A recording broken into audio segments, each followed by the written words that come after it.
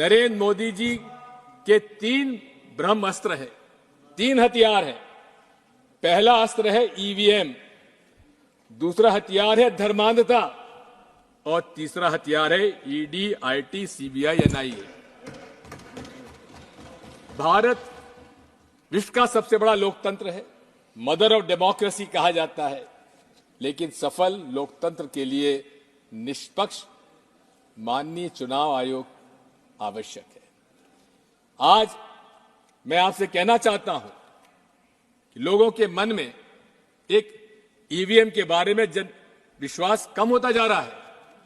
प्रदर्शन हो रहे हैं। 28 पॉलिटिकल पार्टीज ने कुछ प्रश्न चुनाव आयोग के सामने रखे। नरसिम्हा जी हमारे बैठे हुए, इन्होंने खुद ने किताब लिख डाली थी। मैं आपसे कहना चाहता हूं कि क्या चुनाव आयोग का आज व्यवहार निष्पक्षता से है क्या? 28 राजनीतिक दलों ने उनसे मिलने का समय मांगा। 6 महीने में माननीय चुनाव आयोग को 28 पॉलिटिकल पार्टी से मिलने का समय तक नहीं मिला।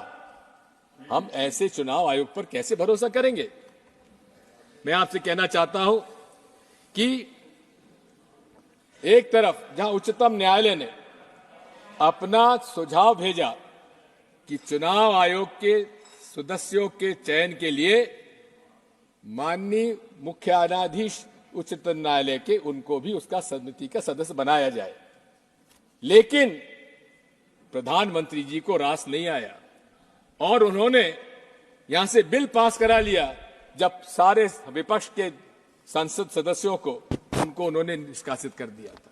और क्या किया कि प्रधानमंत्री जी के अलावा प्रधानमंत्री जी द्वारा मनोनीत मंत्री भी उसका सदस्य होगा। इसका मतलब कि 3 सदस्यों में 2 जब प्रधानमंत्री जी द्वारा होंगे तो उससे क्या उम्मीद की जाए? और यही नहीं है, आज ये बात साफ हो गई है कि बीईएल के अंदर 4 डायरेक्टर्स, इंडिपेंडेंट डायरेक्टर्स की नियुक्ति किनकी हुई है? भारतीय जनता पार्टी के लोगों की। सभापति जी महोदय, हमारी मांग क्या है?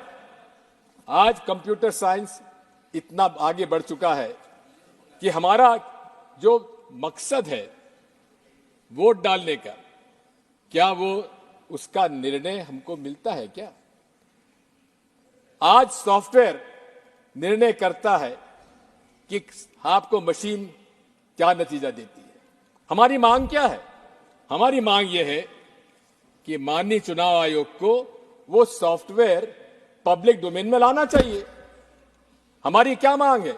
ये मेरा अधिकार है, एक वोटर के नाते अधिकार है कि मैं जिसे वोट चाहूं उसको वोट पड़े। महोदय, कि इस पूरे विश्व में केवल 5 देश ऐसे आज हैं जहां ईवीएम के माध्यम से चुनाव हो रहा है। उसमें से ऑस्ट्रेलिया में जो सॉफ्टवेयर डाला जाता है वो पब्लिक डोमेन में है।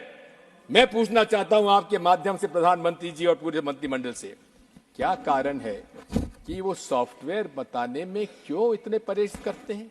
क्या डर है उन लोगों को? आज जब मांग उठ रही है जनमानस में कि चारों तरफ से कि हमें ईवीएम नहीं चाहिए, उस समय पूरे देश में ईवीएम का प्रचार करने के लिए चुनाव आयोग प्रदर्शन कर रहा है। अरे, हमें प्रदर्शन करने की आवश्यकता नहीं है। आप हमारी बात इतनी सी मान लीजिए, या तो आप बैलेट पेपर से चुनाव कराइए, जो 2018 में कांग्रेस पार्टी ने एआईसीसी रेजोल्यूशन में अपना मत रखा था, उस पर हम आज भी कायम हैं। और यदि आपको ईवीएम से इतना ही प्रेम है तो आप हमारे हाथ में वीवीपैट स्लिप जब नीचे गिरती है तो उसको हमारे हाथ में दे दीजिए और हम जाकर मतपेटी में डाल देंगे। इसमें क्या ऐतराज होगा? माननीय अध्यक्ष महोदय, सभापति महोदय, मैं आपसे इतना अनुरोध करना चाहता हूं कि दूसरा हथियार इनका धर्मांधता का है। धर्म से इनका कोई नाता नहीं है। हिंदुत्व एक आइडेंटिटी थी, सावरकर जी ने जिसको नाम दिया था, और उन्होंने खुद ने कहा था इसका कोई धर्म का लेना देना नहीं है। लेकिन बिना धर्म का उपयोग करे राजनीति में भारतीय जनता पार्टी जनता के बीच में चुनाव में नहीं जा सकती। और यहां तक कर्नाटक के चुनाव में नरेंद्र मोदी जी खुद उन्होंने वहां पे आम सभा में कहा, बजरंगबली का नाम लो और कमल के फूल पर बटन दबाओ। चुनाव आयोग, माननीय सभापति महोदय, मेरी आपत्ति इस बात की है कि अगर छोटी मोटी बात भी अगर कोई और अन्य दल का कर देता, उसको नोटिस मिल जाता, लेकिन खुले रूप से नरेंद्र मोदी जी ने रिप्रेजेंटेशन ऑफ पीपल्स एक्ट का उल्लंघन किया है, अब इसमें सेक्शन 123(3)(a) का, लेकिन उस पर चुनाव आयोग ने संज्ञान में क्यों नहीं लिया? आज भी पूरे देश में धर्म के नाम पर ये व्यवसाय कर रहे हैं। वो राम मंदिर का निर्माण जो कि नरसिम्हा राव जी ने रामालय ट्रस्ट को सौंपा था, चारों शंकराचार्य और स्वामी रामानंदाचार्य के रामनिधाचार्य जी, 5 लोगों का रामालय ट्रस्ट बनाया, उसके हाथ में क्यों नहीं दिया? किसको दिया? विश्व हिंदू परिषद के हाथ में। और विश्व हिंदू परिषद के हाथ में देकर निर्मोही अखाड़ा जो पूरे तरीके से 10 मिनट नहीं 5 मिनट तक हो गए, जो हमारे पास सूचना थी वो 10 मिनट के लिए। सर देखिए, आपने देखिए मेरी इस बारे में सर, मेरी आपसे 5 मिनट का समय और दीजिए, 2 बातें मुझे और करना है। आपको 5 मिनट दिया गया था, ऑलरेडी 10 मिनट हो गए हैं। 5 मिनट समय तय था आपके लिए। देखिए बात यह है, बात यह है, हमारे अब कोई समय ही नहीं है। हमारे लीडर ऑफ ऑपोजिशन का समय हमारे इसमें नहीं रखा जाना चाहिए, क्योंकि वो उनका अधिकार है। अभी जो नियम तय है उसी के अनुसार चलेंगे। प्लीज आप कंक्लूड करें। मैं आपसे कहना चाह रहा था कि पीपल्स रिप्रेजेंटेशन एक्ट का वायलेशन हो रहा है, उस पर कोई संज्ञान में नहीं लिया जा रहा है। मैं आपसे इतना कहना चाहता हूं कि आज तीसरा हथियार इनका है ईडी, आईटी, सीबीआई, एनआईए का। इसमें मोदी जी को कहते हैं मेरी गारंटी, मोदी गारंटी का एक आपको उदाहरण देना चाहता हूं।